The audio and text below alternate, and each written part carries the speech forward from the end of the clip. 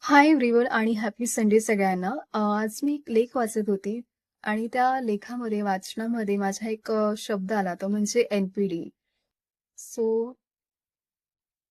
आत्तापर्यंत मी बरेच personality disorder वाचलेले आहेत. हा जरासा एक वेगळा मुद्दा होता तो म्हणजे नार्सिसिस्ट पर्सनॅलिटी डिसऑर्डर.